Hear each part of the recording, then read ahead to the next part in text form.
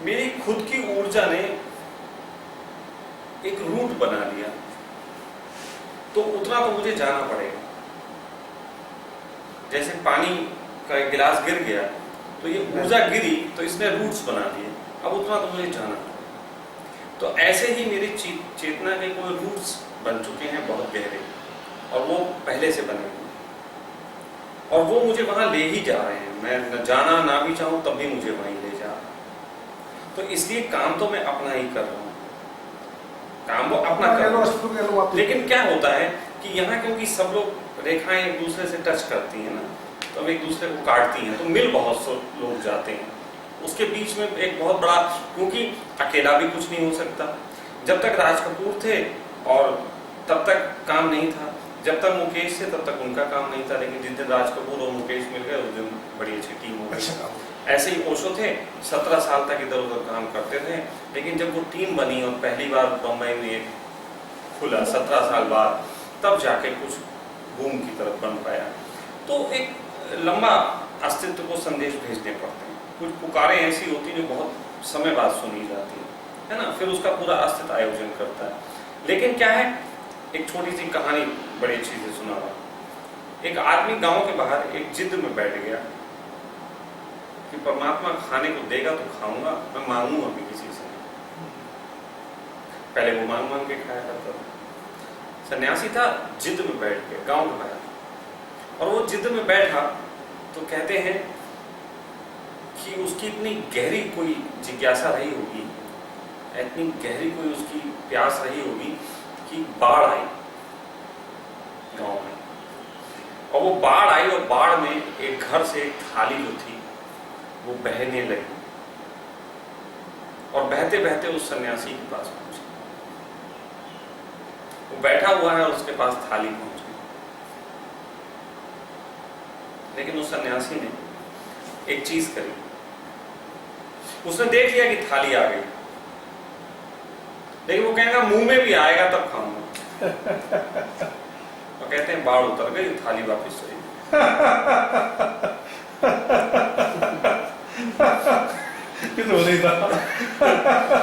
तो बात यह है कि अस्तित्व पूरे आयोजन बना के रखेगा, लेकिन एक कम से कम हाथ से उठा के खाना तो पड़ेगा। तो अगर हाथ से उठा के भी वो डाल देगा तो मुंह तो तुम्हें चबाना ही पड़ेगा। तो कहीं ना कहीं तो करना पड़ेगा, 1% तो करना ही पड़ता है। तो उतने करने का पात्र है। तो इसको दूसरे तरीके से गाने में कहा गया था कि अपनी मर्जी से कहां अपने सफर के हम, रुख हवाओं का जिधर का है उधर के हम, और चलते रहते हैं कि चलना है मुसाफिर का नसीब, सोचते रहते हैं किस राह गुजर के हम। इतना तो करना ही पड़ेगा कि किस राह गुजर के हम हैं, इतना तो करना ही पड़ेगा।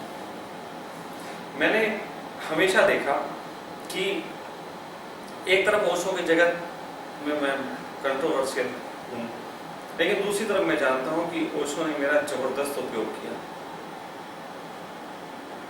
मुझे ओशो से हटा के देखा नहीं जा सकता, नहीं देखा, संभव ही नहीं। हाँ, बिल्कुल नहीं देखा जा सकता, संभव ही नहीं। और कई बार ऐसा हुआ कि लोगों ने प्रयास किया कि मुझे अलग तरीके की व्यवस्था देने की कोशिश की, तो मैंने सदा ये कहा कि नहीं, मैं उसी दिशा में काम करना पसंद करूंगा जिस दिशा में ओशो कर रहे थे। मुझसे यहाँ तक लोगों ने कहा, पत्रकारों ने एक बार प्रश्न पूछा कि स्वामी जी आप अपनी कोई अलग धारा क्यों नहीं बना देते? तो मैंने उनसे कहा कि इन धाराओं की लड़ाई में हमेशा नुकसान साधकों का होता है। मैं तो ओशो की जो धारा बह रही है उसके किनारे अपना लंगर डाले बैठा हूँ, पंछी डाले, और इसमें से जो गुजरेंगे है ना, और जिनको अब गाइडेंस नहीं मिल पा रहा, मैं बस उनके लिए हूँ। मैं ज्यादा लंबे चौड़े काम के लिए हुई हूँ, तो मुझे मालूम है कि जो व्यवस्था का भाड़ जो बनी हुई ना, व्यवस्था की भाड़ वो पूरी फोड़ी नहीं जा सकती। कहते ना एक चना अकेला भाड़ नहीं फोड़ सकता, लेकिन मेरा मानना हमेशा ये रहा कि एक चना आंख तो फोड़ सकता है किसी और अगर किसी की आंख सही से फोड़ दी जाए तो हो सकता है वो भाड़ भी फोड़ दे। तो मैं आंख फोड़ने की तरफ ज्यादा जोर देता हूँ, भाड़ तो फूट ही जाएगी अगर आंख फूट गई तो ये कुछ चीज़ें हैं जिनको करने के बाद अब देखो, जो मैंने ओशो के जगत में थोड़ी सी चीज़ें महसूस की, बहुत लंबे समय से हर चीज़ के अनुभव किए, मुझे एक चीज़ महसूस होती है कि कहीं ना कहीं ओशो के साथ एक दुर्घटना घट गई थी। अच्छे के साथ बुरा भी घट सकता है, बुद्ध पुरुषों के साथ भी बहुत घटता है। ओशो कहते हैं कि सामान्य व्यक्ति सामान्य भूल करता है, बुद्ध पुरुष उस टाइम में बड़ी भूल कर देता है। ओशो का सब काम बहुत बढ़िया चल रहा था और वो उस तरफ बढ़ रहे थे जब वो लाल क्रांति से इस पृथ्वी को भर सकते थे। लेकिन अचानक एक घटना घटी, क्योंकि गायक जो होता है ना, या जो राइटर होता है, वो अपने लिखने में और गाने में इतना आनंदित होता है कि कौन सा गाना उसके सामने रख दिया गया वो ये नहीं देखता, अपना गीत गा लेता है। गुलजार जैसा गायक, राइटर, गुलजार बहुत अच्छा राइटर जयपुर आता रहता है, मैं उसे 10-12 लाख आदमी भी उनकी। मुझे वर्तमान में गुलजार को हम गालिब कह सकते हैं, लेकिन गुलजार भी कभी कभी ऐसे नशे में आ जाते हैं कि बीड़ी जलेंगे जिगर से पिया बड़ी ना होता है। अब वो गाना बहुत बेहतरीन गाया, बात बड़ी अच्छी है कि जिगर से बीड़ी जला ली, जिगर में बड़ी आग है। लेकिन कमाल है कि जिगर की आग से अगर बीड़ी जलाओगे और बीड़ी पियोगे तो जिगर ही जलेगा। लेकिन ये कहाँ समझे लोग। अब वो जब गाना गाया गया तो वो एक औरत ने उस पर अपना कमर मटका दिया, तो वो गाने का महत्व खो गया। उसी प्रकार ओशो के साथ एक घटना घटी, वो इसलिए चिंतन करने योग्य है। मैंने सन्यास जब लिया तो सन्यास इसलिए नहीं लिया कि मुझे सन्यासी होना था, वो तो मैं हो ही चुका था।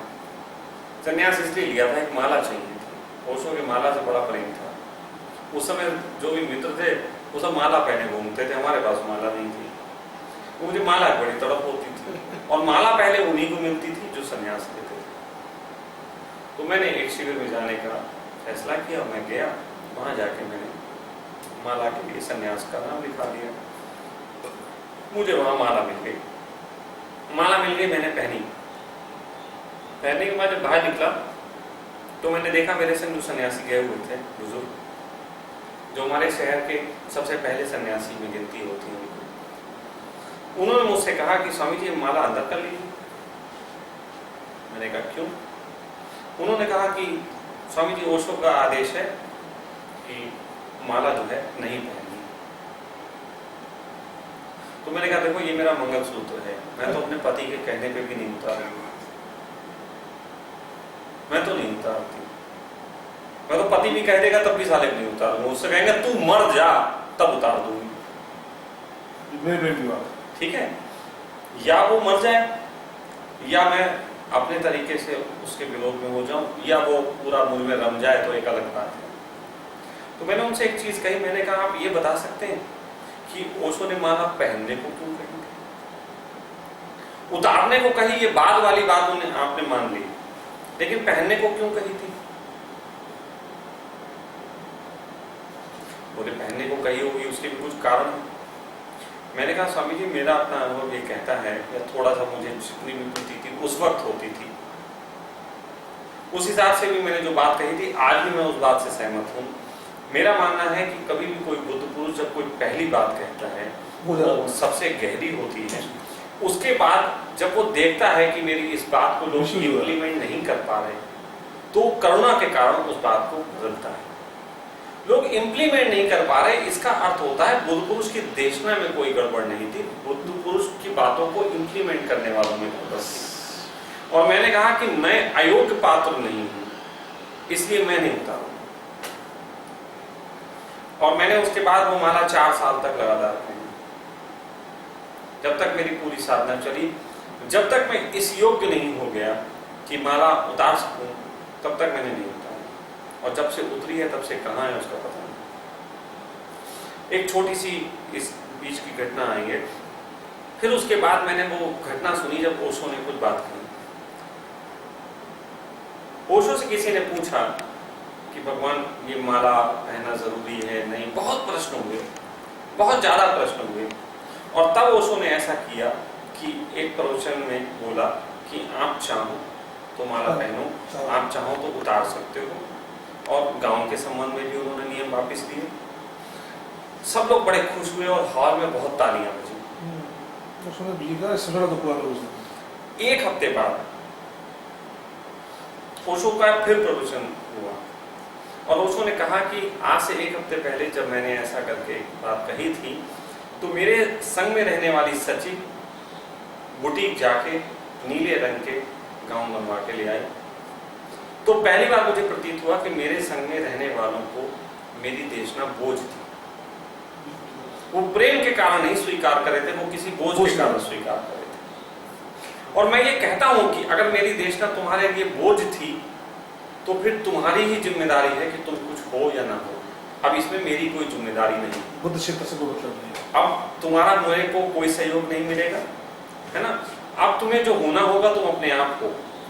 और तब ओशो ने एक और बात कही थी, ओशो ने कहा बजाओ ताली।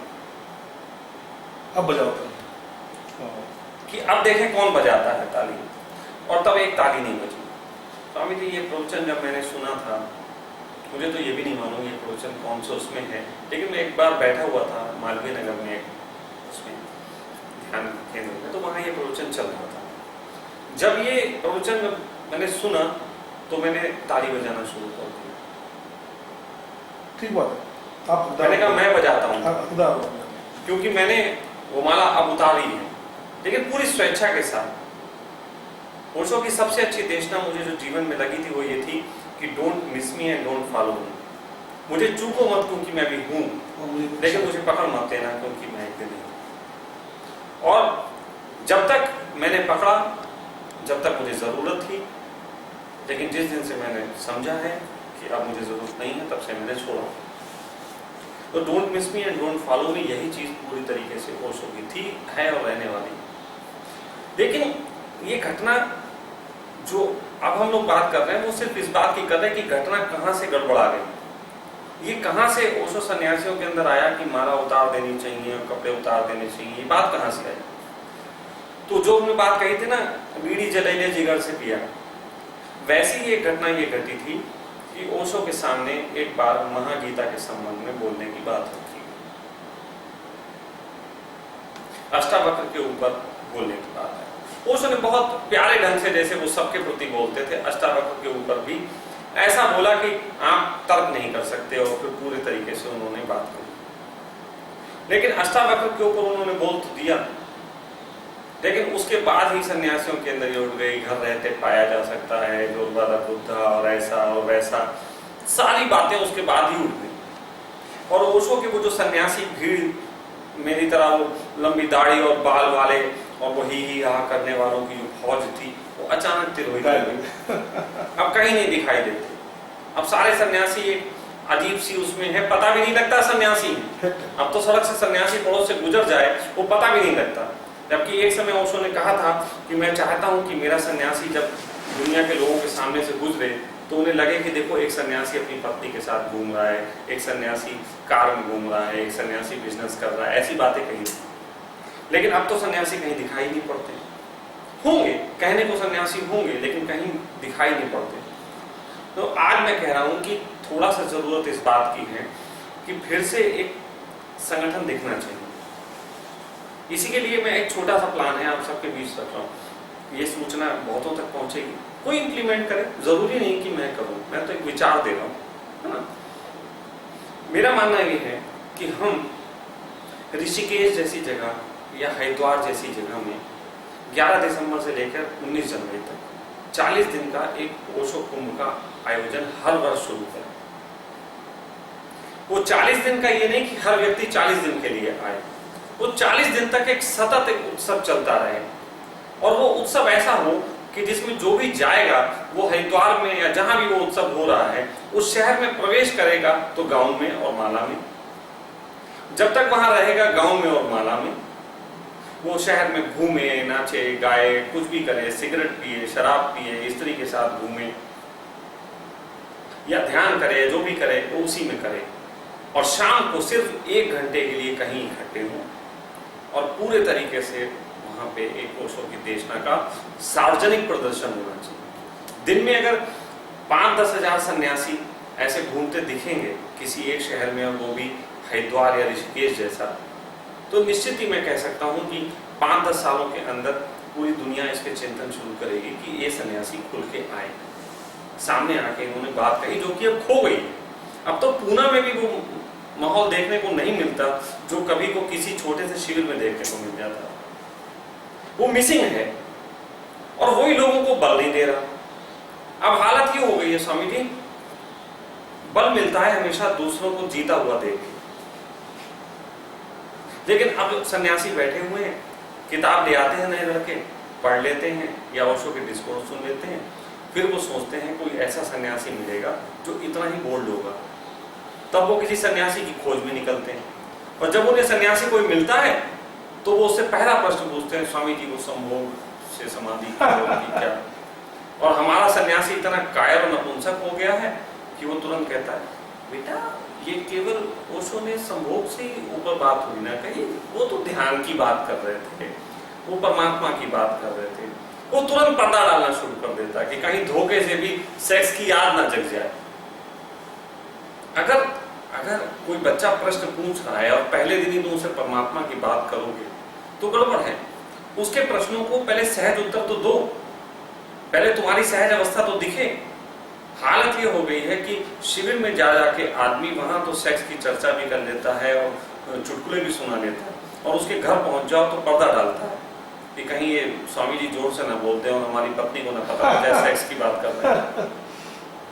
तो इन सारी चीजों ने हत्या कर दी। हम ये चाहते हैं कि अब जब हजारों की संख्या में लोग निकल के आए तो एक बल मिले कि हम जैसे हैं वैसे जिएंगे। मैं ये नहीं कह रहा हूं कि मैं ध्यान के विरोध में हूं, कि उपलब्धि के विरोध में हूं, कि सेक्स की बात होनी चाहिए, बल्कि मैं ये कह रहा हूं कि सेक्स की बात भी इतनी सहजता से होनी चाहिए जितनी सहजता के साथ हम ध्यान की बात करना पसंद करते हैं। हम ध्यान की बात को क्यों नहीं इतनी सहजता से करना पसंद करते? हमने देखा कि जब ध्यान की बात होती है तो सन्यासी ऐसी बात करता है जैसे कि पूछो मत। हर सन्यासी ये कह रहा है कि आनंदित हो गया, उपलब्ध हो गया, और हालत यह है कि पड़ोस में दुख है उसका कोई उसे ख्याल नहीं, दुनिया में इतनी पीड़ा है उसका कोई उसे पता नहीं। अभी भी मुझे किसी ने लिखा था कि स्वामी जी आप घर से छोड़ के निकल लिए, आपको पता ही नहीं अभी जिम्मेदारियों का आभास क्या होता है। मैंने कहा ये जो भोजन के नाम पे करोड़ों रुपया लोग इकट्ठा कर लेते हैं, ये कितनी जिम्मेदारियां निभा रहे हैं तो मुझे पता है। मेरे बच्चे भूखे नहीं मर रहे हैं, जिस दिन ऐसी अवस्था आ जाएगी मैं खुद जाके संभाल सकता हूं, लेकिन वो परिपूर्ण है तो मुझे लगा कि अपनी ऊर्जा को दूसरी दिशा में देनी चाहिए, इसलिए मैं बाहर हूं। दिए का काम होता है रोशनी देना, उसका कोई घर नहीं होता।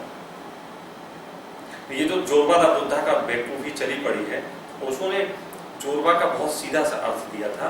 जोरबा मतलब जो भौतिक वस्तुओं का इस्तेमाल करता है, होश के साथ भौतिक वस्तुओं का यूज, एसी है, पंखा है, कैमरा है और चीजें हैं, मोबाइल है, गैजेट्स हैं, इनका यूज, कार का इस्तेमाल, घर का इस्तेमाल, इनको कहा था। लेकिन आज एक व्यक्ति कहता है कि मैं उससे कहता हूं कि जियो, तो वो कहता है कि पति पत्नी के प्रेम संबंधों को वो जोरबा से जोड़ता है। पति और पत्नी के संबंध जो इमोशनल हैं वो जोरबा नहीं है। पत्नी कोई भौतिक वस्तु नहीं, बच्चे कोई भौतिक वस्तु नहीं, इनसे तो तुम्हारे संबंध मोह माया के हैं, इन्हें तो छोड़ना पड़ेगा, इन्हें तो छोड़ना ही पड़ेगा। या तुम ऐसे कह सकते हो कि मोह माया में रहते हुए तो मोह माया के पार चले जाओगे। ओशो थे, ओशो अगर जोरबा दा बुद्धा वो सबको सिखा रहे थे, मुझे तो कोई ये बता दे कि ओशो ने कितने महीने काम किए? 3 महीने नौकरी की, बाकी वक्त कौन सा बिजनेस करके खाया? बातों का। दूसरी चीज, अगर वो तुम ये कह रहे हो कि हम अपनी पत्नी बच्चे नहीं छोड़ सकते, माँ की सेवा करना और पिता की सेवा करना फर्ज है, तो फिर ओशो की माँ तो पूरी जिंदगी ये चाहती नहीं है शादी करना, उन्हें भी कर लेनी चाहिए थी, नहीं की। पिता के साथ भी उनके संबंध ऐसे रहे कि जरूरत पड़ने पर उन्होंने पिता को भी आश्रम से निकाल के भेज दिया था कि जाओ यहाँ से, तुम गदर मचाए। तो बात सीधी सी ये है कि जोरबा दा बुद्धा की बीमारी जो चली हुई है इसको समझना पड़ेगा। मेरा मानना यह है कि बुद्धा इज बुद्धा, जोरवा जी।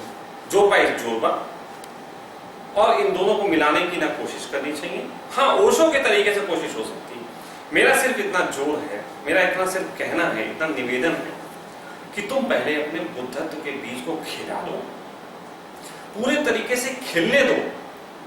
वो खिलने के बाद अगर महावीर की तरह नग्न होना चाहे तो स्वीकार करो, मीरा की तरह नाचो तो स्वीकार करो, बुद्ध की तरह घर छोड़े तो स्वीकार करो, ओशो की तरह जोरबा द बुद्धा हो जाए तो स्वीकार करो, कृष्ण की तरह सुदर्शन चला ले तो स्वीकार करो।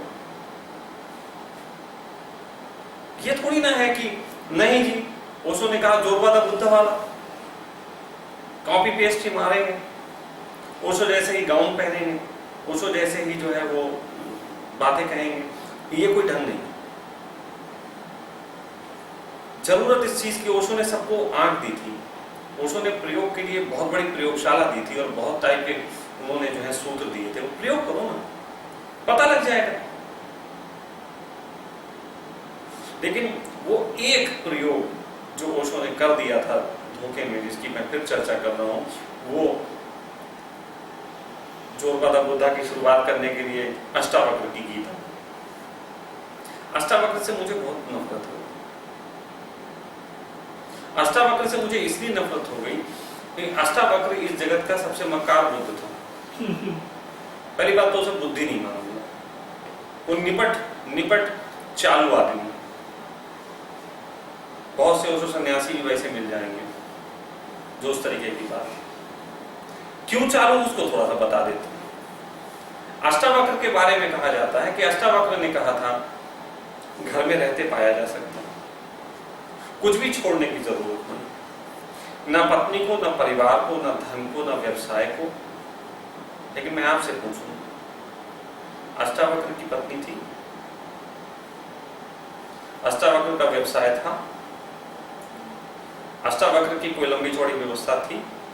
साला 8 जगह से टेढ़ा मेढ़ा आदमी, उसका मकसद के पास खाने को भी तो ढंग से होता नहीं होगा, इतनी जगह से टेढ़ा था, विवाह पक्का बात है नहीं हुई होगी, घर भी उसका नहीं होगा। तो वो कुछ ऐसी बात कह रहा है कि तंबाकू खाए बगैर तंबाकू उसको छोड़ा जा सकता है। दूसरी चीज, ये बात कहां पे सिद्ध होती है कि अष्टावक्र ने जो कहा वो हो सकता है? वो वहां पे सिद्ध होती है जहां पे वो जनक से संवाद करता है और जनक को कह देता है कि जनक तुम हो गए, गद्दी पे बैठे बैठे हो गए। मैं आपसे पूछता हूं, ये कहानी जो संवाद हुआ होगा, ये निश्चित ही जनक के जो आस पड़ोस में लोग बैठे होंगे, वो लिख रहे होंगे, उन्हीं की तो हुआ हो। तो वो जो संवाद लिख रहे थे, उसकी एक किताब किसने छपाई कि उपलब्ध हो गए? अब जनक ने छपाई तो इसके पीछे सारे रहस्य खुल जाते हैं कि क्या हो रहा था। बात स्वामी जी बहुत साफ है, बात सीधी सी है कि हर व्यक्ति मौके की तलाश में रहता है। एक दिन की बात थी, अब कहानी सुनो, फिर से सुनो। कहानी ये थी कि एक दिन की बात थी, अष्टावक्र के जनक के राज्य में, जनक के दरबार में कुछ संवाद चल रहे थे, जो बड़े बड़े ज्ञानी पंडित बैठे थे। तभी अष्टावक्र अपने पिताजी को कुछ लेने देने गए होंगे। वहां जब पहुंचे तो अष्टावक्र को देख के वहां का कोई व्यक्ति हंस दिया। जब हंस दिया तो अष्टावक्र ने उसे पलट के जवाब दे दिया। कभी कभी कोई व्यक्ति बहुत अच्छे जवाब दे देता है। बुद्ध को भी कभी कभी किसी बच्चे ने बहुत कर्रे जवाब दे दिए थे। बुद्ध के जीवन की घटना है कि बुद्ध एक रास्ते से जा रहे थे, एक बच्चा उनको मिला जो लालटेन लेके जा रहा था।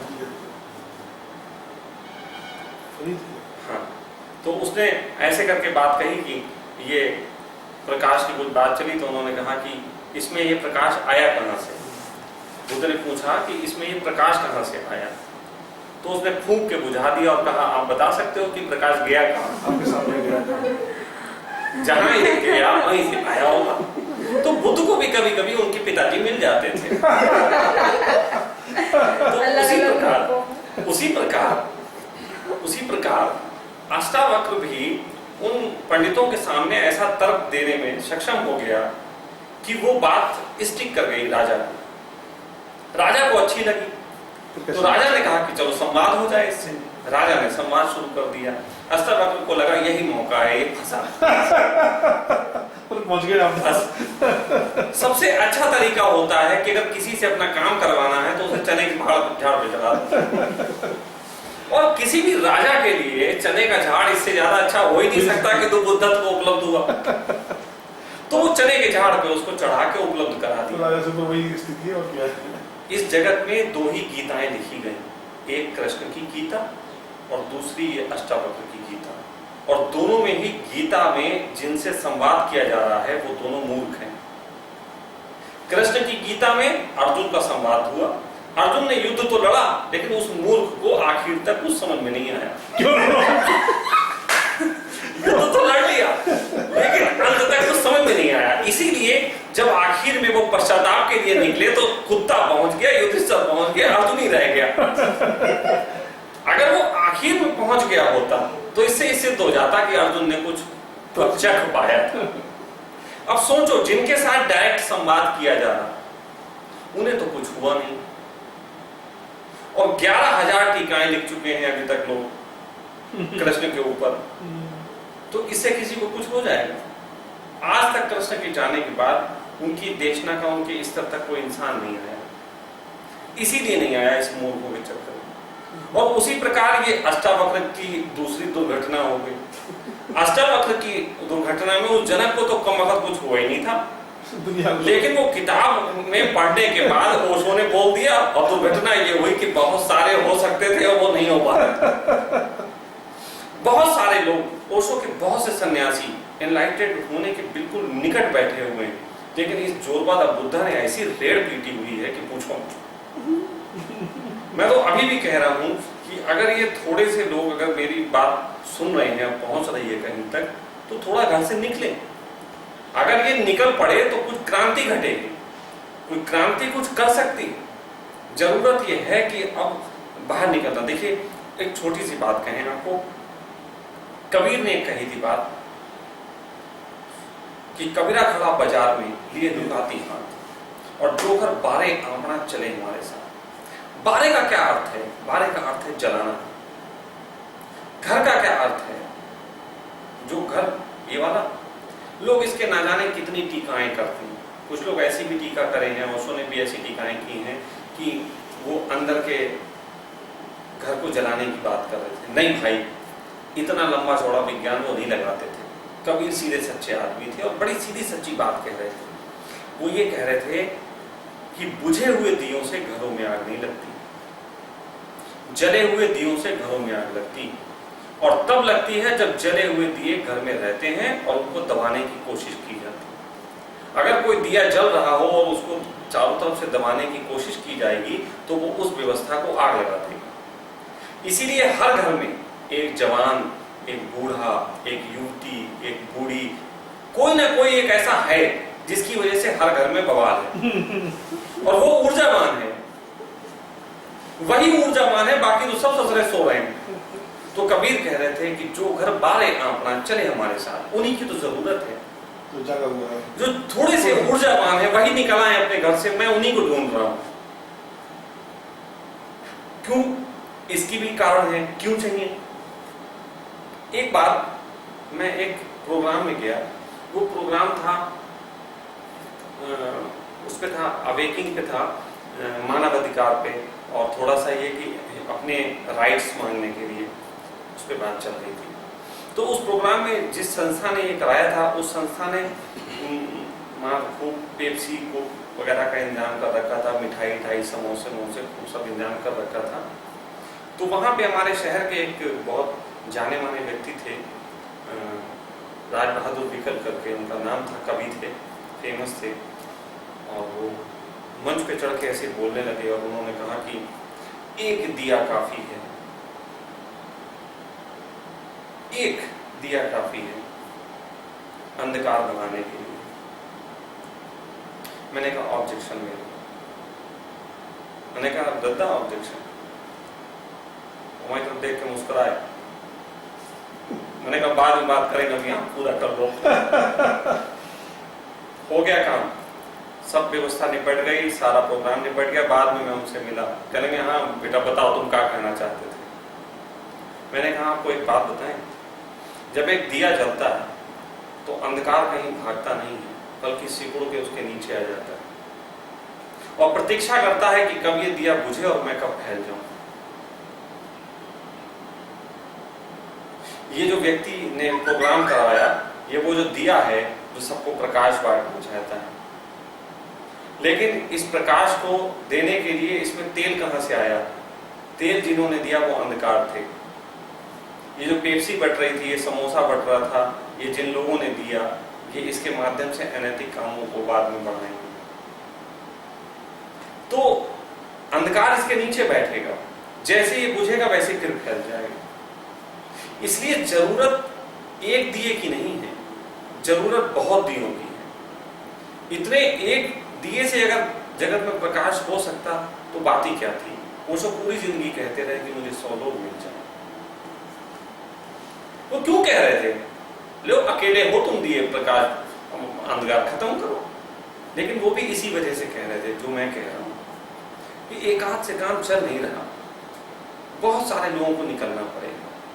बहुत सारे लोग निकल के आए और एक दिया जले और उसके नीचे अंधकार को बुझाने वाले आस पड़ोस के दिए हों। आपने एक व्यक्ति के बारे में सुना होगा, चाणक्य। चाणक्य के बारे में कहा जाता है कि उसने हर व्यक्ति के ऊपर एक ना एक वो लगा रखा था जासूस, कि राजा भी कभी गड़बड़ कर सकता है तो उसके ऊपर भी जासूस होना चाहिए, मंत्री गड़बड़ कर सकते हैं उनके ऊपर भी जासूस होना चाहिए। और यहां तक कि इस बात को अतिशयोक्ति माना जाता है कि चाणक्य ने अपने ऊपर भी जासूस लगवा रखे थे। उसने कहा मैं भी किसी दिन गड़बड़ कर सकता हूं। समझने वाली बात है कि चाणक्य ने अपने ऊपर भी जासूस लगवा दिए थे। उसने कहा था हो सकता है किसी दिन मेरे ऊपर भी बेहोशी आ जाए तो मुझे भी कम से कम होश बता देना। बहुत मुश्किल, इतना ज्यादा ऑनेस्ट होना, ये तो या तो कृष्ण के बस की बात थी। मैं कहता हूं दुनिया में दो ही लोग थे जो इतने बड़े आयामों को छुए जितना सोचा नहीं जा सकता, एक कृष्ण और दूसरा चाणक्य। ये दोनों जबरदस्त। कृष्ण ने भी देखो ना अपने को भी सड़ा मारा। कृष्ण का अंतिम समय देखो, कृष्ण भी सड़ा, उन्होंने अपनी देशना को भी अस्वीकार कर दिया। उन्होंने अपनी जिसको गीता कही थी अंत में उसको भी कह दिया कि तुझे कुछ समझ में नहीं आई, जा तू भी पश्चाताप के लिए निकल। वरना हम लोग तो अपने शिष्यों को सहलाते हैं। कोई एक मिल जाता है वो सारा महादुष्ट भी हो तब भी कहते बहुत बढ़िया है, बहुत बढ़िया है। वो ऐसा नहीं कर रहे हैं, वो अपने तक को लपेट लेते हैं। उन्हें मेरा भी भरोसा नहीं। सोचो कि कृष्ण अपने आप को भगोड़ा कहने को भी तैयार है। कृष्ण को कोई ये भी कह दे कि आप कायर हो, इसके लिए भी कृष्ण को सब नाम मिले। रणछोड़दास मिला उनको, छिंद्रा भी नाम मिल गया, सब कुछ मिल गया उनको। छिंद्रा तो वैसे ही 21वीं सदी में दिया गया। तो कहने का अर्थ सिर्फ इतना सा है कि इतना तो होना ही चाहिए। ओशो के जगत में जो हम ये मान के बैठे हैं कि ओशो की देशना मात्र प्रकाश फैला देगी, देशना नहीं फैलाएगी। देशना में 3-4 चीजें अलग अलग टहल रही हैं। देशना में तेल भी है, देशना में बत्ती भी है, देशना में दिया भी है, लेकिन ये सब मिलके जलेंगे जब तब प्रकाश होगा। या फिर रेडियो स्टेशन खोल दो ओशो के, इससे काम हो जाएगा? इससे कोई काम नहीं। क्योंकि अगर लोग ये सोचते हैं ओशो की देशना सुन लेने से ही काम हो जाता है, तो मैं ये कहूंगा कि आप अपने पे गौर करो। आपने तो ओशो की देशना सुन ली, क्या हो गया? कौन सी क्रांति घट गई? हाँ, इतनी क्रांति घट गई, आपको पता लग गया कि बुद्ध क्या होता है, लेकिन उसका कोई स्वाद नहीं पता। मतलब समोसे की थेरेपी मालूम है, रेसिपी मालूम है, थेरेपी कह रहा हूं, समोसे की रेसिपी मालूम है, लेकिन समोसा नहीं खाया कभी, तो फायदा क्या? तो ये जो कारण है छोटे छोटे, इन पे निगाह देनी पड़ेगी। ओशो ने जब सहजोबाई पे बोला तो लोगों ने पूछा भगवान आपकी तो देशना है कि सब स्वीकार के साथ जियो, और ये तो सहजोबाई तो अपना घर छोड़ के चली गई, तो आप क्या कहोगे? तो ओशो ने बड़ा स्पष्ट कहा था। ओशो ने कहा था जब मैं तुम्हें कहता हूँ सब स्वीकार, तो उसमें ऐसा नहीं है कि घर को स्वीकार, जो घर को छोड़ के भी निकल रहे हैं उनका भी स्वीकार। स्वीकार इस चीज का नहीं है कि तुम घर में हो कि कहाँ हो, स्वीकार इस चीज का है कि तुम आनंदित हो या नहीं हो। अगर तुम आनंदित हो तो सब स्वीकार, तुम आनंदित हो घर छोड़ के स्वीकार, तुम आनंदित हो घर में रह के तब स्वीकार। लेकिन तुम्हारा हालत यह है कि तुम घर को तो स्वीकार करते हो, आनंद को स्वीकार ही नहीं करते।